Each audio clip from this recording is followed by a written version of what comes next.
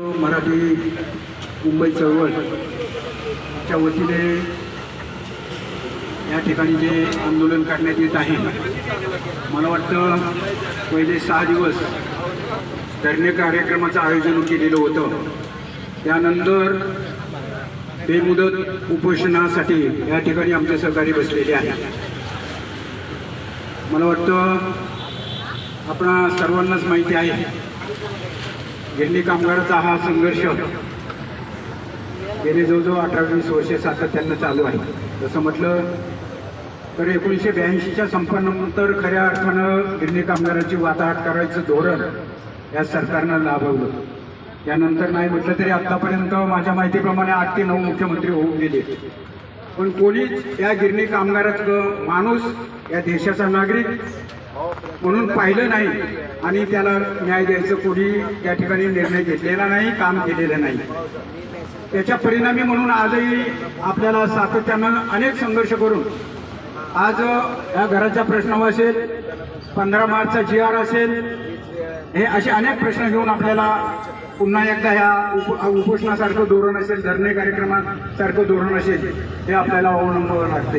संघटित कामगारांच्या लढाऊ एकजुटीचा सरकारच्या धोरणाने उद्ध्वस्त झालेल्या गिरणी कामगारांचं मोफत घर देऊन पुनर्वसन, सरकारच्या धोरणाने उद्ध्वस्त झालेल्या गिरणी कामगारांचं मोफत घर देऊन पुनर्वसन, गिरणी कामगारांनी वारसांच्या लढाऊ एकजुटीचा, गिरणी कामगारांनी वारसांच्या सहनशीलतेचा अंत पाहणाऱ्या बेजबाबदार सरकारचा संघटित गिरणी कामगारांनी वारसांच्या लढाऊ एकजुटीचा आवाज दो. आणि हा गिरणी कामगारांचा कळतळाट आहे, हा कळतळाट आहे. जर राजे शिवाजी आले असते तर तुमचा कडेलोट केला असता, तुमचा कडेलोट केला असता. तुम्ही रयतेचा तुम्ही असा अंत पाहू नका. आणि ही रयत भर पावसामध्ये, भर उन्हामध्ये या ठिकाणी बसलेला आहे. अजूनही तुमच्या कानावरती आवाज जात नाही का? तुमचे कान बंद झालेले आहेत का? आणि मी पत्रकार मित्र ज्यांच्या ठिकाणी असतील त्या पत्रकार मित्रांना मी विनंती करतो की परिस्थिती पहा. हा पाऊस, हे ऊन, ही ताडपत्री, हा पाण्याचा धबधबा, अशा स्थितीमध्ये हा गिरणी कामगार या ठिकाणी उपोषणाला बसलेला आहे. तुम्ही आणखी काय आमची परीक्षा घेणार आहात? तुम्ही 43 वर्षाचं परीक्षा घेतलेली आहे, आणखी तुम्ही आमची परीक्षा घेऊ शकत नाहीये. त्याच्यामुळे मग एका नेत्याने जाहीर घोषणा केली, तू तरी राहशील किंवा मी तरी राहील. आज गिरणी कामगार घोषणा करतोय, तुम्ही तरी राहाल किंवा आम्ही तरी राहू. उपोषण अशाच प्रकारचं चालणार आहे. आणि याचा जर तुम्हाला बंदोबस्त करायचा असेल तर आपल्याला त्या कामगाराची काय स्थिती आहे, त्याचं काय म्हणणं आहे, त्याची जर आपण दखल घेतली नाहीये तर ती अत्यंत वाईट गोष्ट आहे, फार वाईट गोष्ट आहे. पण आपला लढा निखराने लढत आहोत. त्याच्यामुळे परत एकदा घोषणा द्या, गिरणी कामगार एकजुटीचा, गिरणी कामगार एकजुटीचा, गिरणी कामगार एकजुटीचा. उपस्थित गिरणी कामगार, वारस, बंधू आणि भगिनी, आज या ठिकाणी संयुक्त मराठी मुंबई चळवळ यांच्या वतीने गेली 9 दिवस कार्यक्रम चालू आहे. आणि यामधील 7 दिवस हे धरणे आंदोलनाच्या रूपामध्ये केले गेले, पण त्यानंतरचे 2 दिवस हे अमरण उपोषण या ठिकाणी जाहीर करण्यात आलेलं आहे. कारण आपण या ठिकाणी सुरुवातीला जे या कार्यक्रमाचं आयोजन केलं त्यावेळेस आपल्याला एखाद्या कार्यक्रमाला जो स्टेज मंडप टाकला जातो, आपण पाहताय आता कालच झालेल्या दहीहंडीच्या निमित्ताने या ठिकाणी भव्य मोठं स्टेज घातलं गेलं होतं.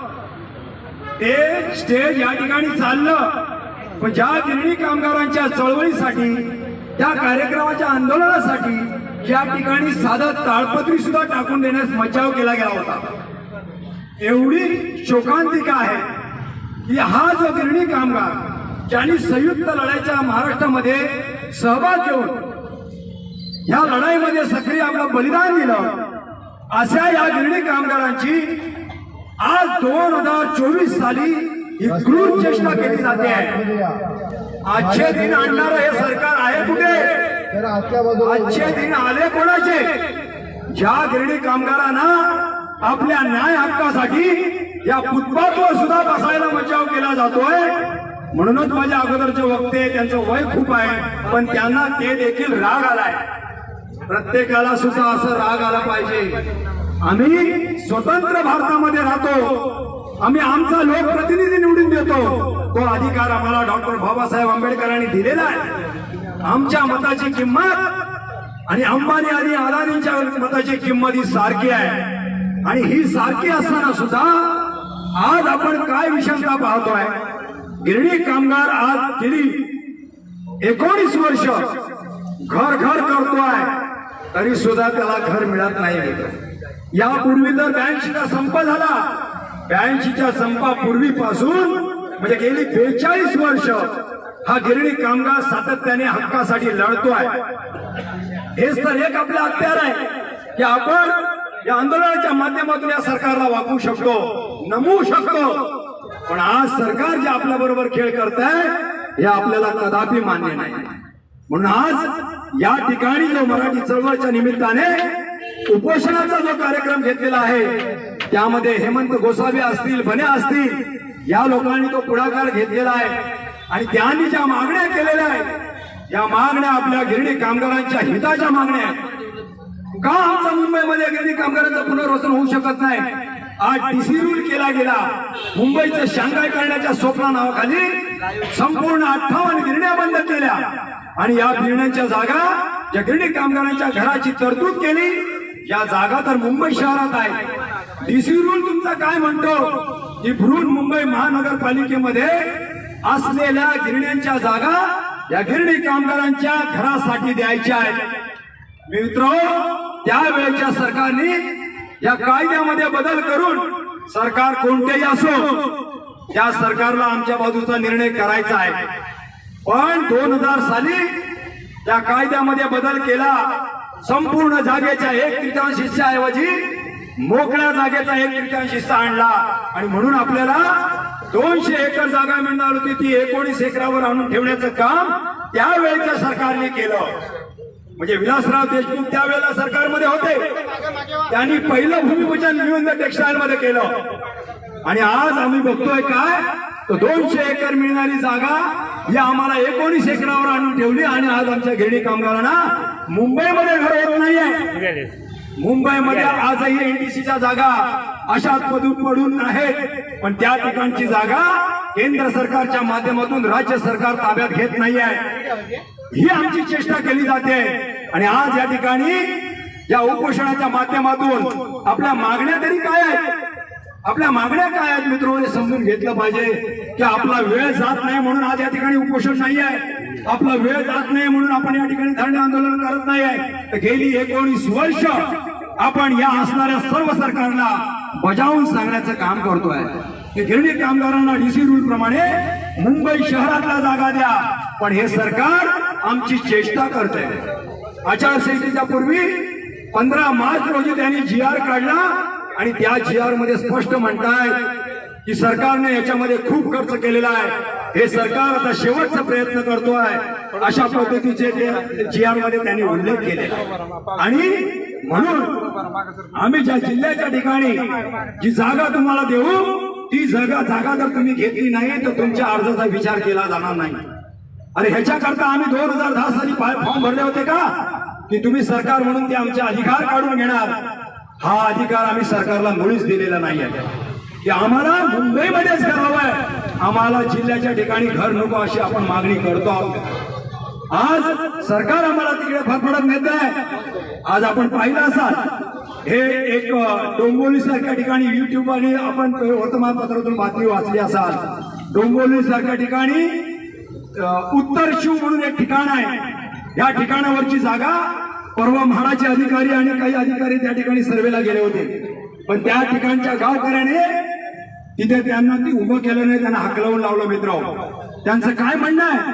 त्यांचं म्हणणं हेच आहे, आज आम्ही पिढ्यानपिढ्या या ठिकाणी राहिलो, आमची पुढची पिढी जी आहे या पुढच्या पिढीवरचं पुनर्वसन व्हायला पाहिजे आहे. त्यांच्या नोकऱ्या, त्यांच्यासाठी आरोग्य असणारी हॉस्पिटल, त्या ठिकाणी असणाऱ्या सुविधा ज्या आहेत त्या आम्हाला पहिल्या द्या. आम्हाला त्या 90 एकरामधली 35 एकर जागा तरी आमच्या गावकऱ्यांसाठी मिळाली पाहिजे. त्यांचा मुद्दा रास्ता आहे. आज ज्या पद्धतीने आपण 58 गिरण्यांची जागा मागतोय, आपला मुद्दा या ठिकाणी रास्ता आहे, तर त्या ठिकाणी त्यांचाही मुद्दा रास्ता आहे. मित्र, आज ते आपल्या ठिकाणी आपल्याला येऊन देत नाही आहे, पण ही मागणी आपली मुळीच नाही आहे. आपली मागणी आहे मुंबई शहरातली असलेली एनटीसीची किंवा प्रायव्हेट गिरण्यांची जागा हे गिरणी कामगारांच्या घराकरता द्या. जे कायदे तुम्ही केले ते कायदे तुम्ही मोडले, गिरणी कामगारांनी नाही मोडलेले आहे. आणि आज गिरणी कामगारांसाठी तुम्ही सांगताय की तिकडे कर द्या. आज आपली मागणी काय होती? आपली मागणी सर्व संघटनेला एकत्रित करण्याचं काम आपण केलं. सर्व संघटना एकत्रित झाल्या आणि लॉटरी लागण्यापूर्वी आपली मागणी काय होती? मालकांवर कर आणि मुंबईमधल्या सर्व गिरणी कामगारांना मोफत घर, मुंबईमध्ये घर, ही मागणी असताना सुद्धा काही संघटनाने काहीतरी स्वार्थापोटी या घराच्या किमती आपल्यावर लादल्या. मित्र, 2012 ची किंमत 7.5 लाख रुपये आकारली गेली, ती सुद्धा आमच्यावर लादली गेली. 2016 साठी जी लॉटरी पडली त्या ठिकाणी त्याची किंमत 9.5 लाख रुपये केली गेली. त्यानंतर 2020 साली लॉटरी पडली, त्याच्या घराची किंमत सुद्धा 9.5 लाख रुपये आकारली. डिसेंबर मध्ये ज्या वेळेला कोणगावची लॉटरी पडली त्या घराची किंमत 6.5 लाख रुपये आकारली. आणि गिरणी कामगारांच्या नोकऱ्या 82 साली गेल्या आणि त्यांना अशी तुटपुंजी VRS दिली. त्यांची जी काही मिळालेली रक्कम होती ती त्यांच्या मुलांच्या शिक्षणामध्ये, मुलींच्या लग्नामध्ये, त्यांच्या खर्चामध्ये गेली. आणि आज आम्हाला सरकार सांगतंय 9.5 लाख रुपये भरा. म्हणून आपली जी मागणी आहे, मुंबईमध्ये घर मिळालं पाहिजे, मालकावर कर बसून ती घरं आम्हाला मोफत मिळाली पाहिजे, ही मागणी मित्र रास्त आहे. आपण जर पाहिलं तर फुटपाथवरती जी घरं बनतात या घरांना सुद्धा मोफत पुनर्वसन त्यांचं केलं जातं. गिरणीच्या चाळीमध्ये जी घरं आहेत या घरांना सुद्धा 405 कार्पेट एरियाचं मोफत घर दिलं जात आहे. आणि आज आमच्या गिरणी कामगाराला 225 घराची किंमत 9.5 लाख रुपये आकारली जाते. हीच लाजिरवाणी गोष्ट आहे. सरकार 1 आणि विचार 2. आज आम्ही गिरणीतले कामगार आहोत, गिरणी चाळीत राहणारा सुद्धा गिरणीतला कामगार आहे, त्याला 405 कार्पेट एरियाचं मोफत घर हेच सरकार देत आहे. आणि आमच्या सारख्या गिरणी कामगारांना ते घर मात्र 9.5 लाख रुपयाला देतोय. आज यापुढे जाऊन ती किंमत 9.5 लाखाची 16.5 होईल, 18 होईल, 20 होईल, सांगता येत नाही. कारण अजून पुढच्या घराची संख्याच कळलेली नाही. आज जी घर आपल्याला देण्याचं लॉटरी पाडतो हे पाडतो जे म्हणतायत, त्या लॉटऱ्या कुठल्या आहेत? या जी घरं सरकारने फुकट बांधलेली आहेत त्या ठिकाणी भाड्या तत्वावर राहण्यासाठी लोकांना जी घरं बांधली ती घरं गिरणी कामगारांच्या माथी मारण्याचं काम काही संघटनांच्यामुळे होत आहे, हे सुद्धा आपण लक्षात घेतलं पाहिजे. सरकारचं काय जात आहे?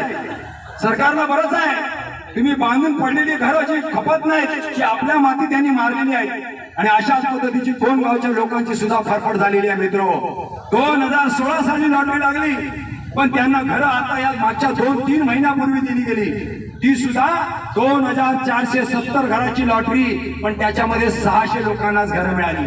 उर्वरित लोकांचं काय? हा प्रश्न आहे ना. उर्वरित लोकांचं काय? त्यांनी आपली रक्कम जवळजवळ 2017-18च्या आसपास भरली आणि घरं त्यांना मिळत आहेत 2024ला. हे आहे सरकारचा निर्णय. असे करणार सरकार आमच्याबद्दल निर्णय नाही चालणार या सरकारचं. आणि म्हणून आता पुन्हा हे सरकार ज्या पद्धतीने GR काढून आपल्याला मुंबईच्या बाहेर काढायचा प्रयत्न करतोय त्याच्या मागचं कारण आहे 2521 घराची लॉटरी जी रांजणोळी सारख्या ठिकाणी आहे ती घरं सुद्धा बांधून पडून आहेत. आणि उद्या म्हणणार त्या घराला खर्च होतोय, तो खर्च वसूल कुठून करायचा? आमच्या घराच्या किमती वाढून करायचा. आपण कोणगावचं बघितलं असाल, त्यांच्या घराची किंमत 6.5 लाख रुपये होती, पण त्या घराची डागडुगी करण्यासाठी जवळजवळ 52 कोटी रुपये खर्च केला गेला. आणि या 52 कोटीमध्ये आमचा गिरणी कामगार भरडला गेला. हे सुद्धा गिरणी कामगारांनी लक्षात घेण्यासारखं आहे. आज सरकार बोलत आहे की जमीन तुम्हाला आम्ही जिल्ह्याच्या ठिकाणी देऊ, जिल्हा कोणता तर ठाणा जिल्हा. आणि ठाणा जिल्हा सुरुवात होते कुठे आणि शेवट होतो कुठे हे बघा. आज ठाणा जिल्ह्यापासून जर सुरुवात झाली तर तुमच्या पालघर पासून भिवंडी पर्यंत तो ठाणा जिल्हा लागतो. पण तिकडे तुम्ही आम्हाला घर देणार आहात. डीसी रूल सांगतो काय 5858(1)(b) हे काय सांगतं की मुंबई शहरामधली असलेली महानगरपालिकेची जागा आणि तुम्ही आम्हाला जागा देता MMRDची. हे नाही चालणार. हे कशामुळे चाललंय तर काही संघटना ह्या लाचार झालेल्या आहेत. काही संघटना या लाचार झालेल्या आहेत आणि या लाचाऱ्या पोटी आपल्या गिरणी कामगारांचा बळी जातोय मित्रो, नाहक बळी जातोय. आज या ठिकाणी उपोषण करते आहेत. काय त्यांचा स्वार्थ आहे, काय त्यांचं म्हणणं आहे, त्यांच्या एकट्याला घरावंय. अरे आपल्या सर्वांना लाखो लोक आज म्हाडाने जे काय अभियान राबवलंय, मागच्या गणपतीला राबवलं, आज या गणपतीला वर्ष होईल. आजही ते अभियान थांबलेलं नाही. पात्रतेचं अभियान आजही थांबवण्यात आलेलं नाही, ते चालू आहे. जवळजवळ 98,000 लोक गिरणी कामगार पात्र झालेले आहेत आणि 16,000 लोक जे गिरणी कामगार वारसचे आहेत यांची अजून पात्रताच नाही आहे. का पात्रता नाही आहे तर त्या बिचाऱ्यांकडे कागदपत्र उपलब्ध होत नाही आहे. ते गिरणीकडे जात आहेत, गिरणीकडे अर्ज करतायत, पण गिरणी त्यांना उभी करत नाही आहे. मध्यंतरी आपण पाहिलं असाल की म्हाडामध्ये बसलेले संनियंत्रण समितीचे अध्यक्ष सुनील राणे यांनी एक उपक्रम राबवला होता की ज्या गिरणी कामगारांना सर्टिफिकेट दिली जात नाही अशांनी आमच्याकडे या, रजिस्टर मध्ये नोंद करा, आपला मोबाईल नंबर लिहा, गिरणीचं नाव लिहा, तुम्हाला आम्ही कागदपत्र उपलब्ध करून देतो. राणे साहेब कुठे आहेत कागदपत्र, कुठे आहेत त्या सर्टिफिकेट? तुम्ही आमची नावं लिहून घेतली, मोबाईल नंबर लिहून घेतले, पण आम्हाला अजून पात्रतेचा कठर या आशेचे किरण दिसत नाही. मित्र काय करायचं गिरणी कामगारांनी? 82ची कटाप तारीख लावली, 82चा पुरावा नाही. म्हाडा म्हणतोय 240 दिवस आहात, गाढवांना कळतही नाही की 1 जानेवारी 1982ला संप झाला. त्या कामगारांनी वर्ष पूर्ण भरलं नाही तर 240 दिवसाचं कार्ड आणलं कुठून? हे साधी गोष्ट त्यांना कळत नाही आहे. तो कामगार 240 दिवसाचा पुरावा आणू शकत नाही. मग तुम्ही काय केलं तर तुम्ही 5 पैकी 1 पुरावा द्या, सर्व्हिस सर्टिफिकेट द्या, तुम्ही लाल पास द्या. लाल पासचा तर प्रश्नच नव्हता 82ला, कारण BRS मध्ये गेल्यानंतर लाल पास मिळतो. प्रायव्हेट फंडाची पावती आणा, विम्याचं कार्ड आणा किंवा तुमच्या ग्रॅच्युटीची पावती आणा. अशा पद्धतीने जे म्हाडाने अभियान राबवलं आहे, या अभियानाच्या माध्यमातून आजही ते अभियान बंद न केल्यामुळे पुढची लॉटरी पडण्याचा तर काय प्रश्नच येत नाही. म्हणजे 13 पुरावे नंतरच्या काळात मागितले गेले. 2012च्या लॉटरीच्या काळामध्ये 5 पैकी 1 पुरावा होता. 1 पुरावा दिल्यानंतर गिरणी कामगार पात्र होऊन त्या घराला हक्कदार होत होता. पण आज ज्या पद्धतीने या गिरणी कामगारांची पिळवणूक केली जाते त्या पुराव्याच्या माध्यमातून केली जाते. आणि म्हणून आमचं म्हणणं आहे की तुम्ही जे काय यादी केली या यादीप्रमाणे मॅनेजमेंटला पत्र पाठवून सर्व बुडलेल्या 16,000 गिरणी कामगारांना कागदपत्र कशी उपलब्ध करता येतील हा सुद्धा आजच्या या उपोषणाचा विषय आहे. मित्र राहिला प्रश्न पुढचा की ज्या गिरणी कामगारांना फॉर्म भरायची संधी मिळाली नाही, ठीक आहे, सरकारने 2000 साली फॉर्म काढले, 2010 साली काढले, 2011 साली काढले, 2017 मध्ये ऑनलाईन फॉर्म काढले. यामध्ये काही कामगारांना फॉर्म भरणं शक्य झालं नाही, समजू शकतो. पण याकरताच या सुनील राणेंनी आश्वासन दिलं होतं या ठिकाणी असलेल्या 2 गावच्या लॉटरीमध्ये, लॉटरीत नाही आपला ताबापत्र देते, घर ताब्यात देते वेळी त्यांनी हे सांगितलं होतं की उरलेल्या कामगारांसाठी आम्ही नागपूरच्या अधिवेशनामध्ये हे कायदा मंजूर करून घेऊ की त्यांच्यासाठी फॉर्म काढू. कुठे आहेत फॉर्म, कुठे आहेत ते फॉर्म? उरलेल्या कामगारांसाठी फॉर्म काढणार होता, कुठे आहे ते? या 3 मागण्या घेऊन आपले हे आजचं मराठी चळवळ, त्याचबरोबर हेमंत गोसावी आज या उपोषणाला बसलेले आहेत. आणि या मागण्या गिरणी कामगारांच्या हिताच्या आहेत आणि या हिताच्या असल्यामुळे एकजुटीमध्ये असलेल्या सर्व श्रमिक संघटनेच्या माध्यमातून त्या मागणींना समर्थन करण्यासाठी आज सर्व श्रमिक संघटनेच्या माध्यमातून काही गिरणी कामगार या ठिकाणी उपस्थित झालेले आहेत. त्याचबरोबर आमच्या Bombay Dyeing spring mill, Bombay Dyeing textile mill या दोन्ही गिरणीचे कामगार देखील या ठिकाणी उपस्थित झालेले आहेत. मग ते लॉटरी लागलेल्या सुद्धा गिरणी कामगार या ठिकाणी उपस्थित आहेत. मित्र मला सुद्धा लॉटरी लागली बॉम्बे डँग मध्ये, पण मी उरलेल्या गिरणी कामगारांसाठी आजही प्रयत्न करतोय. आणि माझा या ठिकाणी आपल्या सर्वांना हा पाठिंबा राहील की या ज्या मागण्या आहेत या गिरणी कामगारांच्या हिताच्या मागण्या असल्यामुळे तुम्ही जो घेतलेलं आंदोलन आहे या आंदोलनाला या मागणीला समर्थन या ठिकाणी आम्ही जाहीरपणे समर्थन करीत आहोत आणि त्याकरता सर्व श्रमिक संघटनेच्या माध्यमातून आम्ही इकडे उपस्थित आहोत। यानंतर आमचे अध्यक्ष सुद्धा कॉम्रेड उदय भट हे देखील या ठिकाणी येणार आहेत आणि आपले विचार मांडणार आहेत। मित्रो, आपण सगळे या भर पावसामध्ये इथे आलात, हा कार्यक्रमामध्ये सक्रिय भाग घेतला, पण हा कार्यक्रम हा एका दिवसात संपणार नाही। आज 9 दिवस झाले, पण या ठिकाणी या सरकारला जाग आलेली नाही आहे। लाडकी बहीणसाठी मेळावे घेतायत, लाडकी बहीणसाठी योजना करतायत, अरे सगळं काही करा, पण जो गिरणी कामगार ज्यांनी ही मुंबई घडवले त्या गिरणी कामगाराकडे तुम्हाला लक्ष द्यायला वेळ नाही। मित्र, का वेळ नाही आहे? कारण येणाऱ्या विधानसभाच्या निवडणुका आलेल्या आहेत। एक लक्षात ठेवा, निवडणुका आलेल्या आहेत। लोकसभेच्या निवडणुकीमध्ये या जनतेने त्यांना दाखवून दिलेल्या त्यांची जागा, आणि म्हणून आता आलेली आहे लाडकी बहीण। आजचे दिन तर गेले, 15 लाख तर गेले, सगळंच गेलं। आता लाडक्या बहिणीला मात्र खुश करायचं आहे आणि लाडक्या भावाला बेघर करायचं आहे, आणि म्हणून त्याला ठाण्याच्या जिल्ह्यात न्यायचं आहे। लक्षात ठेवा मित्र, हीच वेळ आहे। विधानसभेच्या निवडणुका येत आहेत, आता प्रत्येक जण येईल आणि आपल्याला आश्वासन देईल, आम्ही हे करतो, आम्ही ते करतो। अरे करण्यासाठी हात धरलेत कुणी, लवकर कर। या सरकारला आपल्या मागण्या पूर्ण करून घेण्याची काय मागतो आम्ही मागतोय मुंबईमध्ये घर, आणि ते सुद्धा घर मोफत मागतोय। का मागतोय? ते या ज्या गिरण्यांच्या जागा आहेत, या गिरण्यांच्या जागा कुठल्या मालकांनी घेतलेल्या नव्हत्या, यांना लीजवर चालण्यासाठी या दिलेल्या जमिनी होत्या। या जमिनी खऱ्या अर्थाने त्या ठिकाणी दुसरे उद्योगधंदे होऊन आम्हा गिरणी कामगारांना किंवा गिरणी कामगारांच्या मुलांना रोजगार देणं गरजेचं होतं, पण कुठल्याही गिरणीमध्ये रोजगार उपलब्ध झाला नाही, उलट्या आमच्या जमिनीच गेल्या।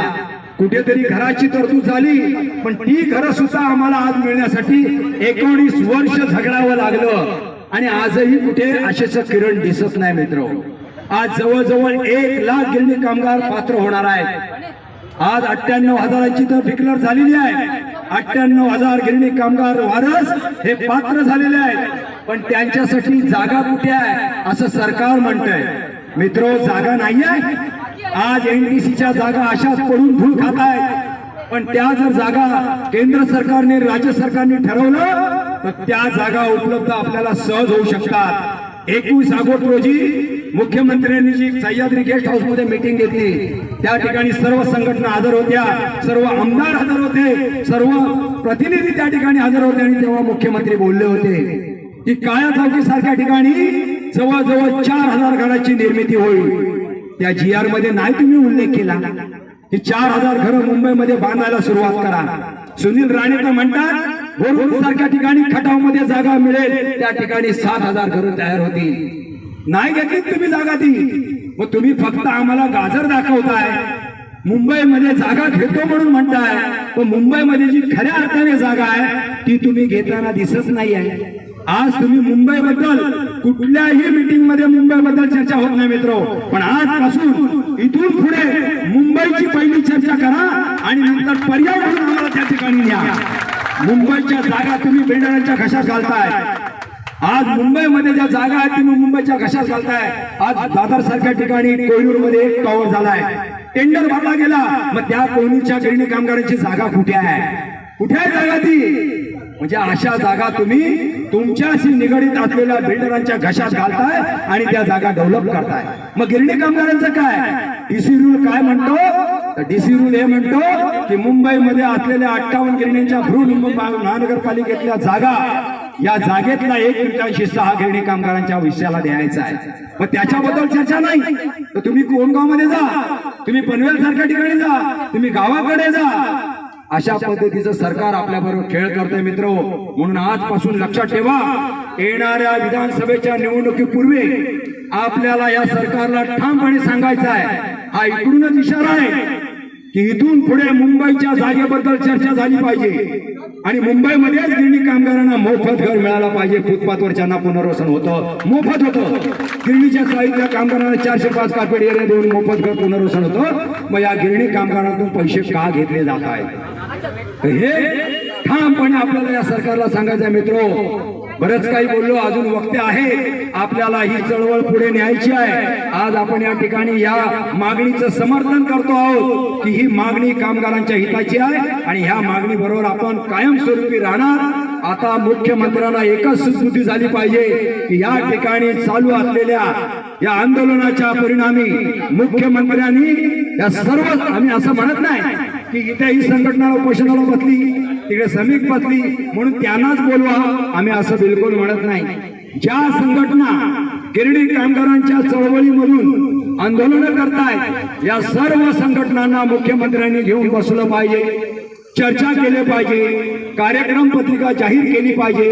गिरणी कामगारांना कुठे जमीन उपलब्ध करणार, त्यांची घरं कोणत्या सालापर्यंत पूर्ण करणार, ती कशा पद्धतीने देणार याचा कालबद्ध कार्यक्रम हा मुख्यमंत्र्यांनी जाहीर केला पाहिजे. तोपर्यंत हे कार्यक्रम असे संपणार नाहीत, असेच कार्यक्रम आपण चालू ठेवले पाहिजे येणाऱ्या विधानसभेच्या निवडणुकीपूर्वी, आणि आपण आपली जी मागणी आहे पूर्ण करून घेतलं पाहिजे. गिरणी कामगाराला मुंबईतच घरे, गिरणी कामगाराला मुंबईतच घरे. 15 मार्च 2024चा जिया, 15 मार्च 2024चा जिया. 82चा संप सुद्धा फार छोट्या मागण्यांकरता झालेला होता. 1-1 लाख मजदूर कामगार वर्ष होते, त्यांना कायम करा, पगारवाढ द्या, हक्काची रजा द्या, आणि मुख्य म्हणजे माझी युनियन कुठली, माझा नेता कोण हे निवडायचा मला लोकशाही अधिकार द्या. जे ग्रामपंचायतीपासून राष्ट्रपती पदापर्यंत गुप्त मतदान पद्धतीने निवडण्याचा अधिकार आहे. पण BR ऍक्टमुळे गिरणी कामगारांना आपली युनियन कुठली असावी, आपलं नेतृत्व कोण करणार याचा अधिकार नव्हता, आणि याच्या विरुद्ध ते झालेला मोठा उठाव होता. तो उठाव सर्व शासनाने, राज्यकर्त्यांनी चिरडून काढला. पालकांची हिंमत नव्हती, पण संपूर्ण शासन त्याच्या पाठी पणाला लागलं की असा जर गिरणी कामगार जर जिंकला आणि त्याला जर यश मिळालं तर महाराष्ट्रातला कष्टकरी वर्ग उभा राहील, आणि जे मग आपलं सगळं भांडवलदारांचं नफ्याकरता चाललेलं सगळं आहे ते उद्ध्वस्त होईल. या एका भीतीपोटी आणि एका धोरणापायी त्यांनी गिरणी कामगारांचा संप चिरडला. अर्थात संप आपला संपला, पण एकही गिरणी संपामध्ये बंद झालेली नाही. आज सगळ्यांना फॅशन आलेली आहे, संपामुळे आम्ही गिरण्या बंद झाल्या, पण वस्तुस्थिती वेगळी आहे. संपामुळे एकही गिरणी बंद झाली नाही. संपाच्या अगोदर ब्रँडबरी तेवढी एक झालेली होती, सीताराम होती, पण याच्या त्या पालकांच्या आजारीपणात त्या गिरण्या बंद झाल्या होत्या. सगळ्या गिरण्या चालल्या. कामगारांना काही कामावर घेतलं नाही हजारो, पण कामावर घेतलं, त्यांच्यावर कामवाढ केली, आधुनिकीकरण केलं, आणि 85 ते 95 पर्यंत तुम्ही जर बॅलन्स शीट पाहिल्या तर सगळ्यांनी विक्रमी नफे कमवले.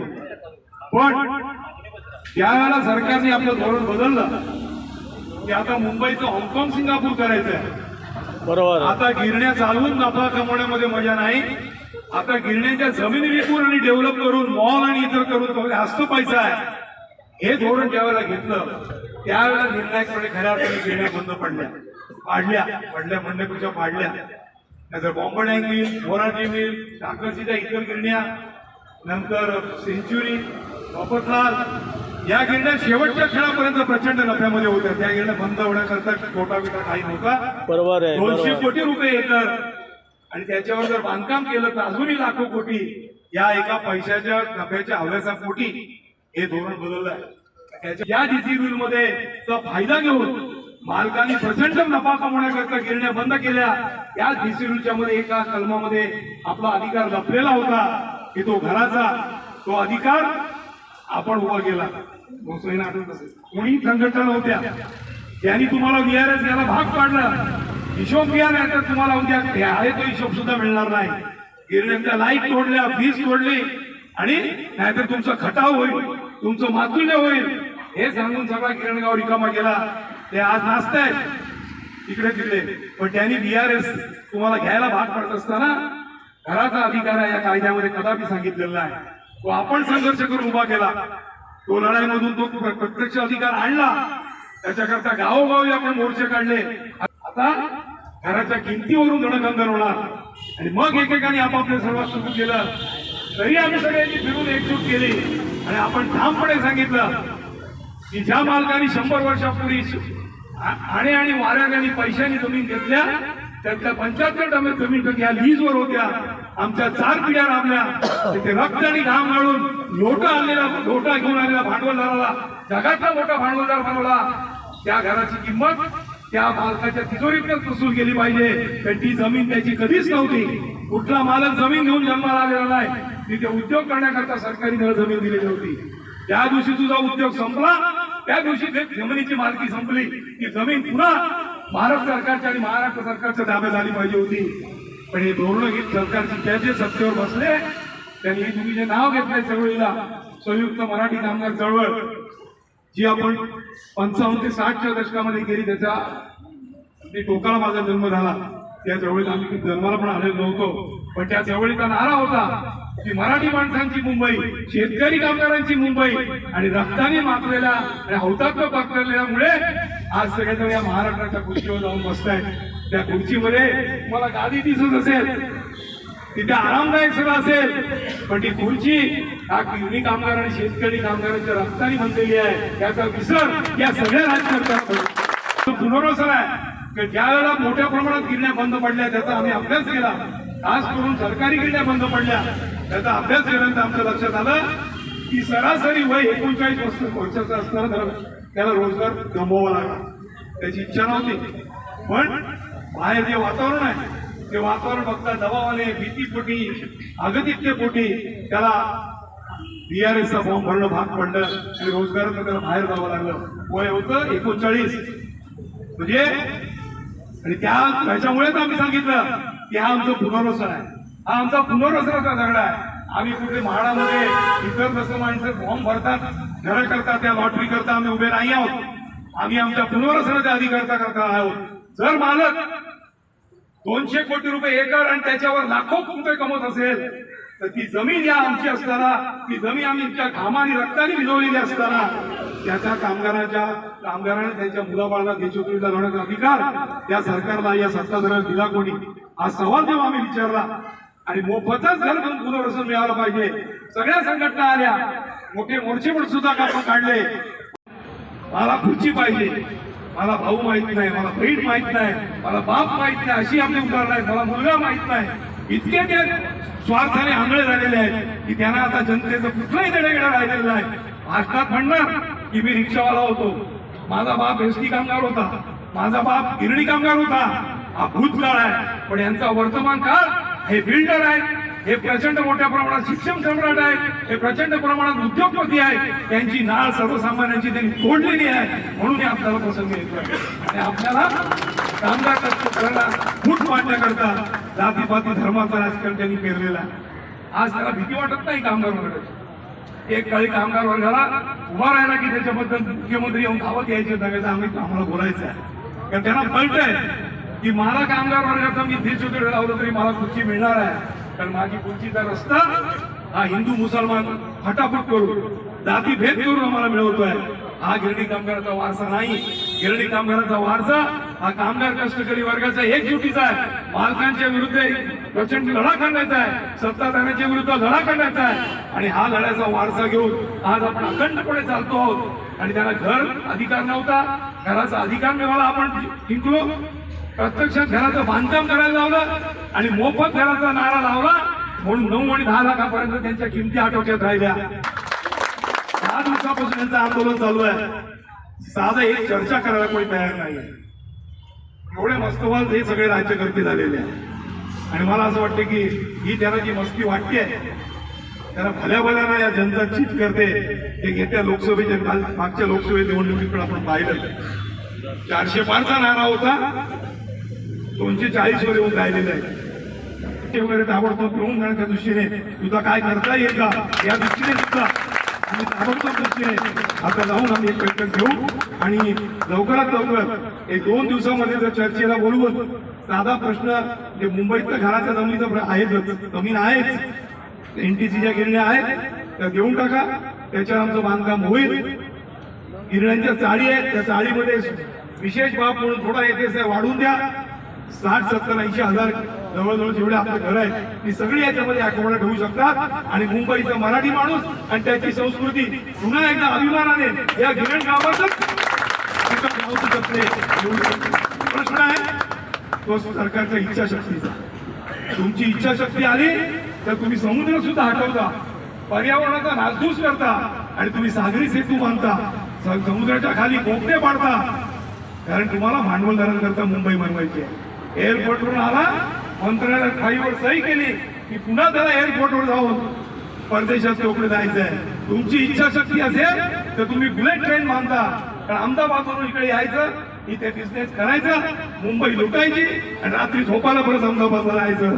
तुम्ही लाख लाख कोटी रुपयाचे प्रोजेक्ट करता, 1-1 लाख कोटी रुपये तुम्ही बुलेट ट्रेनला वापरता, लाखो कोटी रुपये तुम्ही सागरी सेतूला वापरता, तुम्ही समृद्धीसारखे महामार्ग बांधता. नुसते महामार्ग बांधून होणार काय?